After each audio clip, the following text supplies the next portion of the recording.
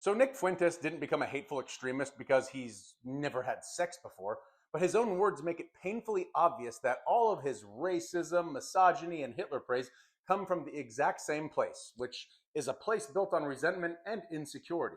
When he told Pierce Morgan he has never had sex before because, that women are just very difficult to be around, that wasn't just some quirky personal detail, although on the surface it seems that way.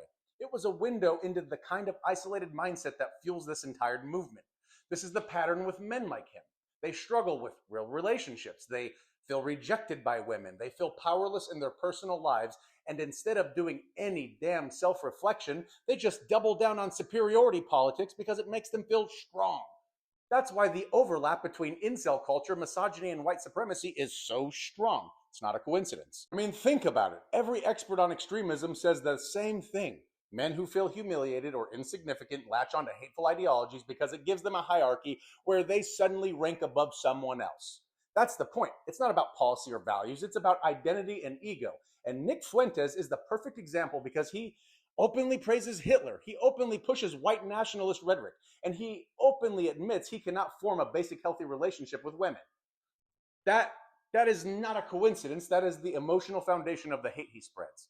When someone builds their entire personality around grievance, resentment, and superiority, of course they end up racist and misogynistic. Of course they end up obsessed with hierarchy. Of course they end up worshiping authoritarian figures who promise dominance over other people. And he's not the only one. Unfortunately, he's just the loudest one with a microphone. But there are thousands and thousands of men who think like him. Men who are isolated, angry, insecure, and desperate for someone to blame for how empty they feel inside.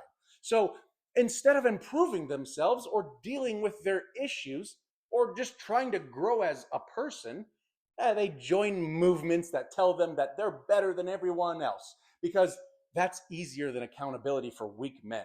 Nick Fuentes isn't dangerous because he's a virgin. He's dangerous because he built an entire ideology on the idea that the world owes him respect while he gives nothing back.